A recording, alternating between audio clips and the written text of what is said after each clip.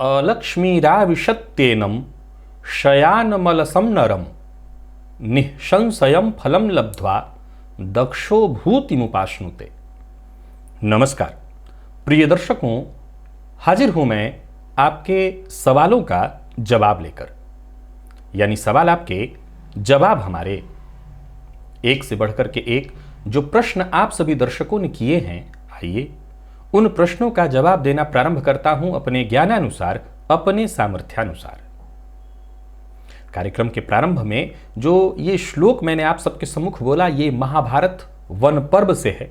बड़ा ही इसका एक साधारण सा अर्थ है कि जो मनुष्य बहुत आलसी हो, बहुत अधिक सोता हो, ऐसे मनुष्य को दरिद्रता सदैव घेरे रहती है, उसे दरिद्रता ही प्राप्त होती है।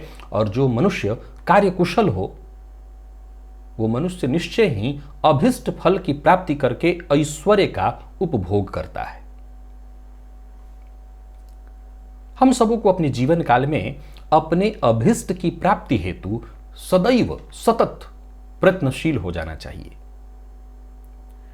चलिए आपके प्रश्नों की ओर चलते हैं। सबसे पहला प्रश्न दिव्या अरोरा जी का है। इन्होंने पूछा है, जैसा कि आपने बताया कि देर रात तक जागने से चंद्रमा खराब हो जाता है, पर एक विद्यार्थी को तो अपना ज्यादातर समय पढ़ाई में ही देना होता है और उसके लिए उसको देर रात तक जागना पड़ता है, तो क्या इससे भी चंद्रमा पर असर पड़ेगा?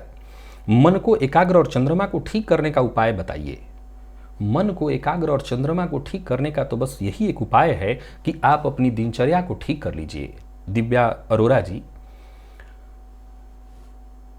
सबसे पहले तो मैं ये एक बात बता दूं कि रात्रि में जगने से चंद्रमा का क्या लेना देना, क्यों चंद्रमा खराब होगा? दिन में सोने से सूर्य का क्या लेना देना, सूर्य क्यों खराब होगा? जी हां, मैं ये पूछ रहा हूं। हां, निसंदेह शास्त्रकार ऐसा ही कहते हैं कि रात्रि में बहुत देर तक जगने वाले व्यक्ति का चंद्रमा खराब हो जाएगा, सुबह देर तक सोने से सूर्य खराब हो जाएगा। मैं पूछता हूं, ऐसा क्यों होगा? सूर्य और चंद्रमा का क्या बिगाड़ा है हमने?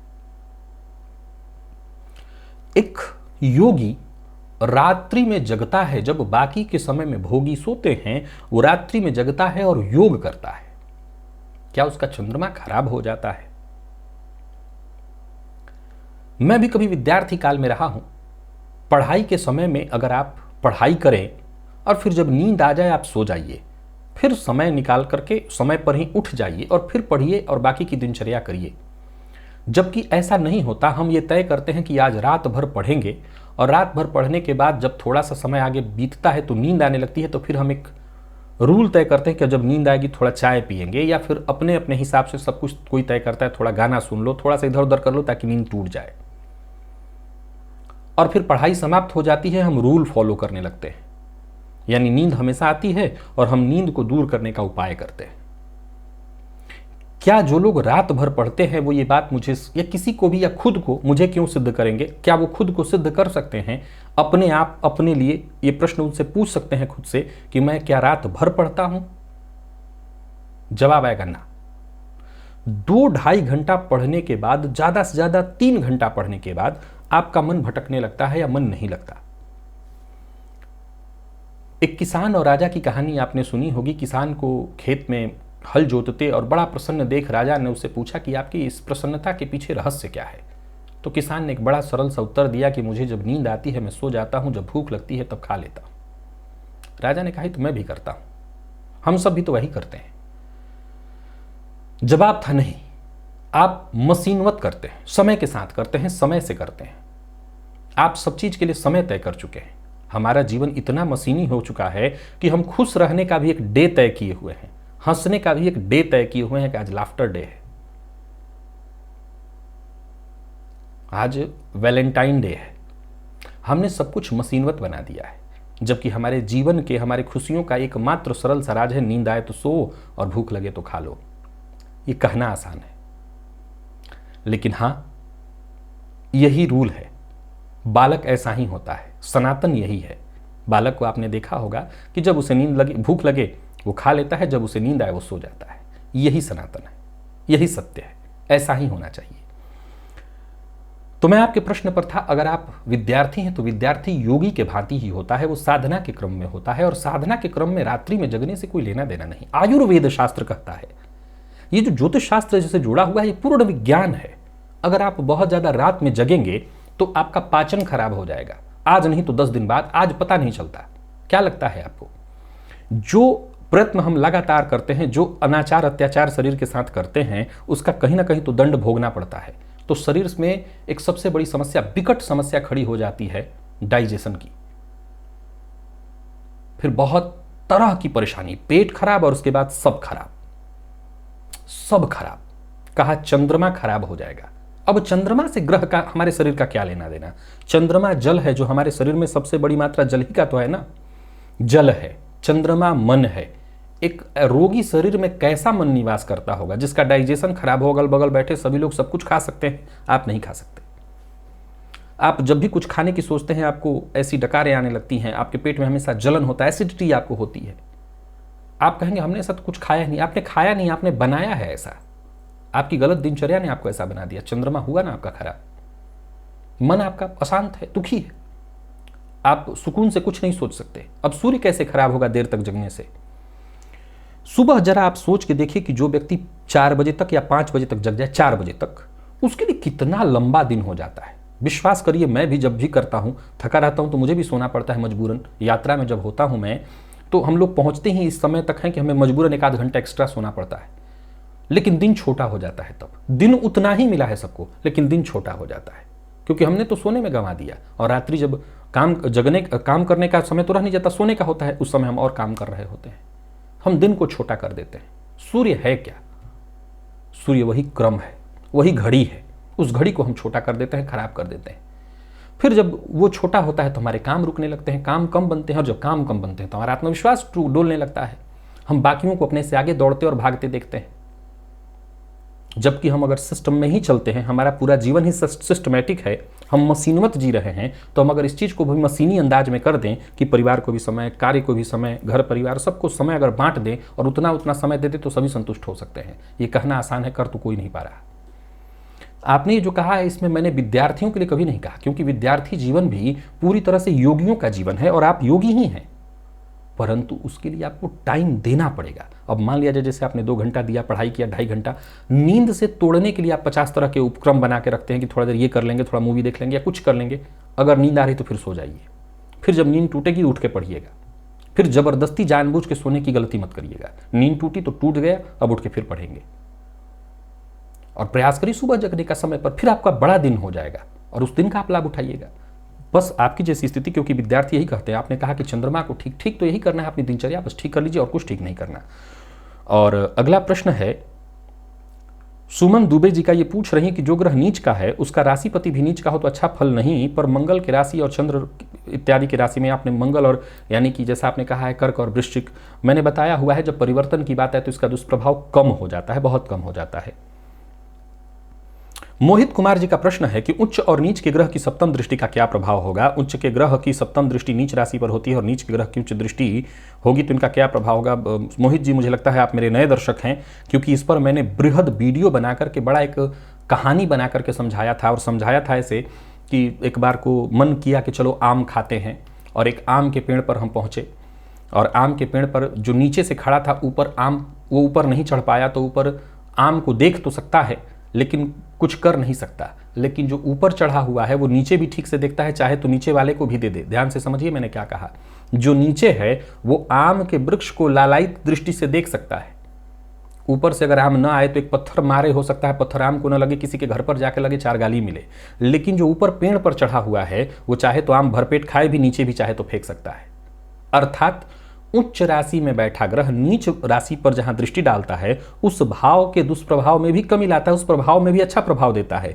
जबकि नीच राशि में बैठा ग्रह अपनी उच्च दृष्टि डाल करके भी केवल लालायित ही रह सकता है, कुछ पा नहीं सकता।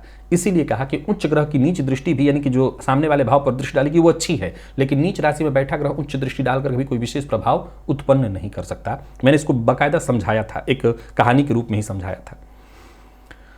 अगला प्रश्न है सूर्यदेव सिंह जी का। इन्होंने पूछा है, जन्म कुंडली में अगर कर्म भाव रिक्त हो और उसी भाव पर जो ग्रह दृष्टि डाल रहा हो वो सूर्य से अस्त हो तो क्या कर्म भाव सुप्त कहलाएगा? ये 2 अवस्था में आपका प्रश्न घटित हो सकता है।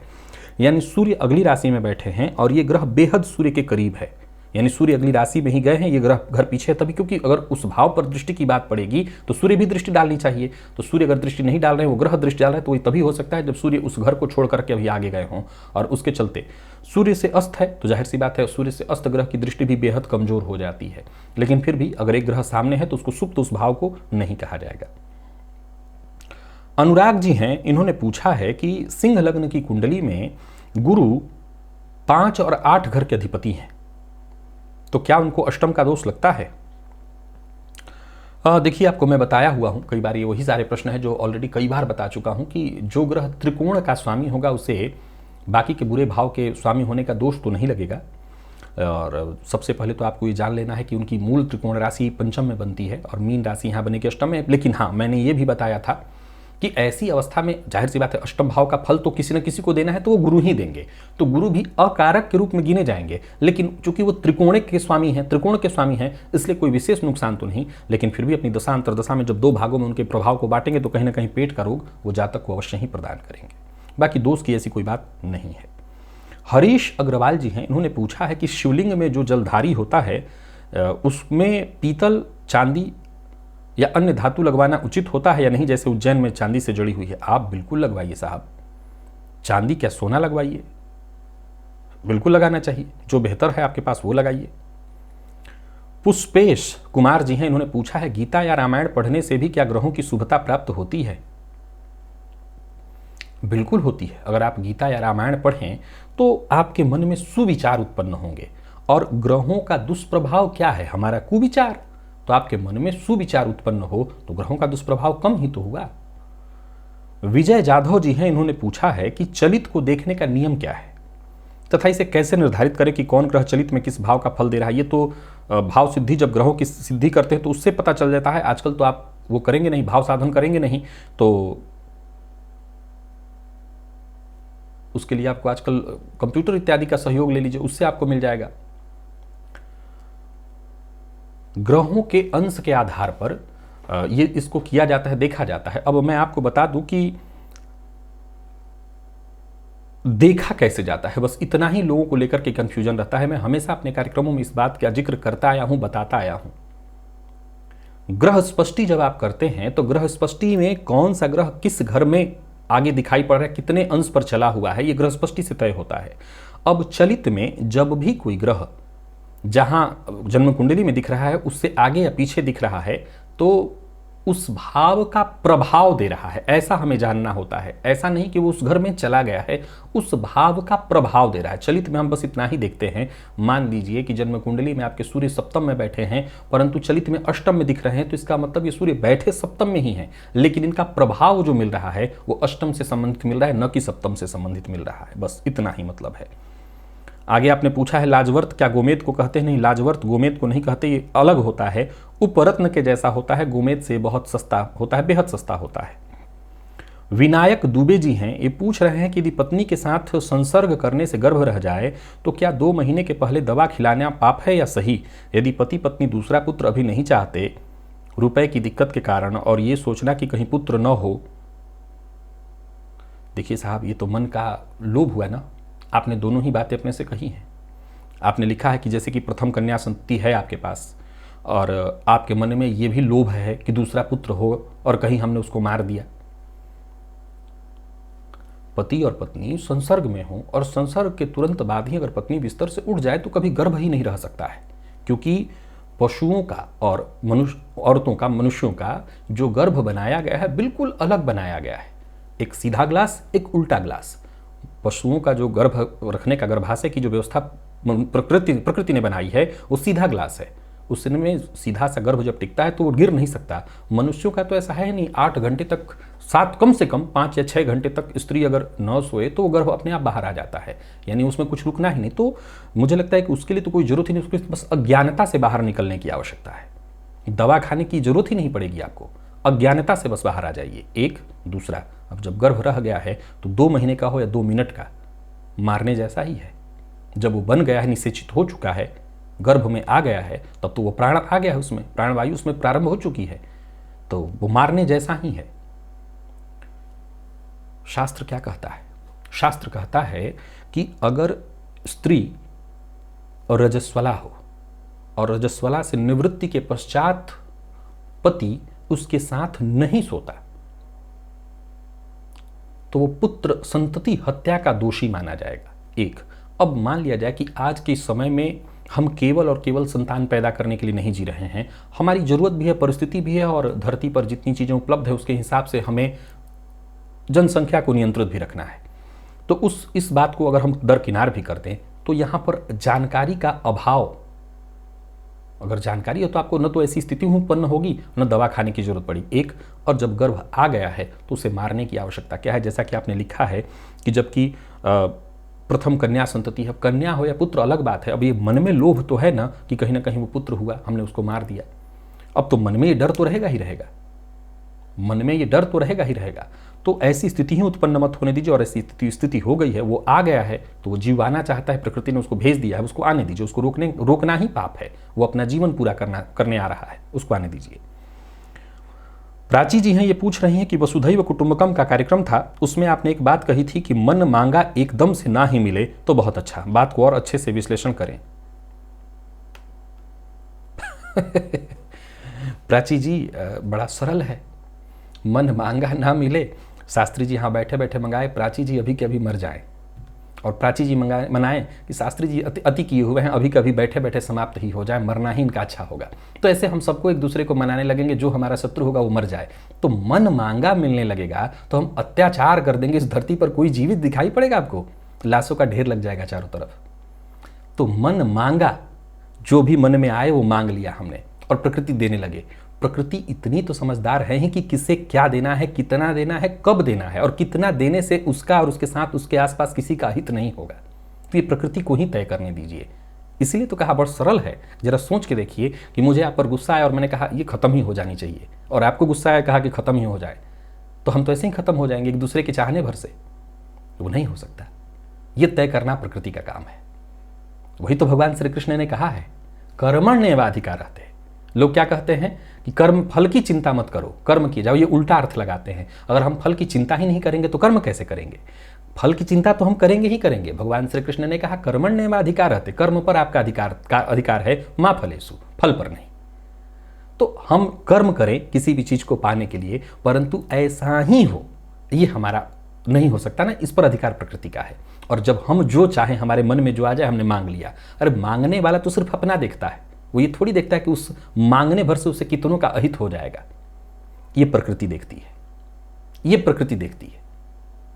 वो ये देखती है कि इसको देने से और कितनों को नुकसान नहीं होगा, या कैसा किसी को नुकसान तो नहीं हो रहा है। वो ये तय करती है और तब आपको देती है। बस यही था और कुछ नहीं। और अंकित जी हैं, ग्रह अगले भाव का फल कब देता है? ये चलित में स्थिति आती है जब वो अपने आखिरी पॉइंट पर होता है, या कई बार ग्रह स्पष्टि में बीच के अंश पर भी ग्रह आगे के भाव का फल देने लगता है, और तो कभी नहीं। और वक्र अवस्था में वो आगे का भी और पीछे का भी दोनों का फल देता है। रमन शर्मा है, इन्होंने पूछा है कि जब हम जल चढ़ाते हैं, गणेश या पार्वती जी के कपड़ों पर ही जल चढ़ा देना चाहिए या नहीं? साहब, ऐसी मूर्तियां जिसमें वस्त्र पहनाया हुआ हो, उन पर ऊपर नहीं, उनके पैरों के पास नीचे जल चढ़ाना चाहिए, उनके ऊपर कभी जल नहीं चढ़ाना चाहिए। और एडवोकेट हैं राघवेंद्र अवस्थी, जिन्होंने पूछा है, मैं आध्यात्मिक हूं, वकालत करता हूं, क्या क्रिमिनल वकालत करना पाप है या गलत? इस सवाल का जवाब मुझे लगता है मैंने कहीं दिया था। न ये पाप है न गलत है, आप अपना काम कर रहे हैं, आप अपना काम कर रहे हैं। अगर चोरी भी ईमानदारी से किया जाए तो चौर कर्म करने का भी मुहूर्त होता है। वैसे ही है कि अगर आप किसी को बचाना, वो चाहे क्रिमिनल ही क्यों ना हो, आप अपना काम करें और कार्य के प्रति ईमानदार हैं, तो आप दोषी नहीं है। जैसे कि जल्लाद किसी को फांसी दे रहा है तो वो दोषी नहीं है, क्योंकि वो अपना काम कर रहा है, वो काम कर रहा है, वो काम भी किसी न किसी को तो करना है। जैसे राजा किसी को दंड दिया, तो राजा दंड दिया तो वो दोषी नहीं है, क्योंकि समाज को, संसार को, इस सृष्टि को चलाने के लिए कहीं ना कहीं नियम तो होना चाहिए, कानून तो होना चाहिए, तो उस कानून का पालन करने वाला दोषी नहीं हो सकता। तो वैसे ही किसी को बचाना, दो पक्ष होंगे तभी तो लड़ाई होगी, वहां पर बचाने का काम आपका अपना है, आप अपना काम कर रहे हैं।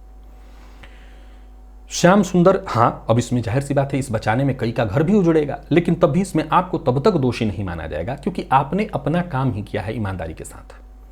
श्याम सुंदर शर्मा है, इन्होंने पूछा है कि गया में पितरों का श्राद्ध करने के बाद हर अमावस्या में श्राद्ध करना क्या जरूरी है? नहीं, हर अमावस्या में तो नहीं, लेकिन पितृपक्ष में जरूर उनके लिए तर्पण करना चाहिए। और प्रभा शंकर गुप्ता हैं, इन्होंने कहा है कि शुक्र ग्रह के कारण वीर्य की समस्या होती है और बुध के कारण नपुंसकता। अब यदि किसी व्यक्ति में ये दोनों ही समस्या है तो ऐसी स्थिति में उसके लिए क्या उपाय है? दोनों को बलि करिए, बल्कि दोनों को क्या, तीनों को बलि करिए। पहले तो मंगल को बलि करिए, मंगल है शक्ति, शुक्र और बुध को भी बलि करने का उपाय है आपके पास। गाय को हरा चारा देने से ये दोनों ग्रह ठीक हो सकते हैं। इनके रत्नों की स्थिति हो तो रत्न भी धारण कर सकते हैं। तो दोनों को ठीक करिए ना। दवा, मान लीजिए दवा चल रही हो तो जितने रोग होंगे उस सबसे संबंधित दवाएं आपको चलाई जाएंगी। तो वैसे ही शुक्र और बुध दोनों को ठीक करने का उपाय करिए, मंगल को ठीक करने का उपाय करिए। रचित पटेल हैं, अगर हम रोज रात को सोने से पहले भगवान के पास, अपने इष्ट के पास और ब्रह्मांड के पास माफी मांगे अपने सारे पाप कर्मों की, इससे जन्म के और पिछले जन्मों के, तो क्या हमारी कुंडली के दुर्योगों का दुष्प्रभाव कम हो सकता है? नाभुंग तंग क्षीयते कर्म जन्म कोटि सतैरपि। भोगे बिना कर्म का तो समन हो ही नहीं सकता, परंतु हां, ऐसा करने से बिल्कुल आपको अंतर तो आ ही जाएगा। मान लिया जाए कि आपने कहानियां सुनी होंगी ना कि किसी ऋषि ने किसी को श्राप दे दिया, लेकिन जब उसने वो गिड़गिड़ाया तो उन्होंने कहा कि ठीक है, अब तो दंड दे दिया हूं, श्राप दे दिया हूं, भोगना पड़ेगा, लेकिन तुम्हें परमात्मा मिलेंगे। और वैसे ही जब आप इस सृष्टि के सम्मुख हाथ जोड़ करके, सृष्टि अर्थात कौन? इंद्र। इदम न मम जो हम करते हैं सृष्टि के लिए ही तो करते हैं। बहुत कुछ है गंभीर, इसमें आज इसमें विषयों को नहीं लूंगा। तो आप जब ये प्रार्थना करते हैं, अपने गलतियों का, अपने गुनाहों का पश्चाताप करते हैं, तो ये सृष्टि के नियंता आपके साथ हो जाते हैं और आपके भोग का जो समय है, जो आपको भोगना है, उसमें बहुत हद तक आपके लिए सहयोगी हो जाते हैं। तो आपका भोगना बड़ा आसान हो जाता है, सरल हो जाता है। भोगना तो पड़ेगा ही पड़ेगा, पर वो आसान हो जाता है। सत्येंद्र वर्मा हैं, इन्होंने पूछा है कि शिवलिंग पर जल और दूध किस पात्र से चढ़ाना चाहिए? पीतल से, चांदी से? और कालसर्प की परिधि से गुरु बाहर हो तो ये बहुत बढ़िया माना जाता है। ऐसा जातक विशेष समाज में प्रचलित, विद्वान, बुद्धिमान, सभा पूज्य, ऐसा जातक राजनीतिज्ञ बन सकता है। ये बहुत बढ़िया है। अर्चना प्रोमिला हैं, ये पूछ रही हैं कि जब परिवार या हमारे सगे संबंधी हमें कटु वचन से चोट देते हैं तो क्या करें कि बदले की भावना, क्रोध की अग्नि को उसी समय अंकुश लगा दें, ताकि हम उनके साथ वो न करें जैसा कि वो करते हैं और उस पीड़ा का वही निदान हो जाए। आप नहीं कर सकते, कोई नहीं कर सकता, कोई नहीं कर सकता। फिर मानस पुण्य होए नहीं पापा, कलयुग की कर यह परम प्रतापा।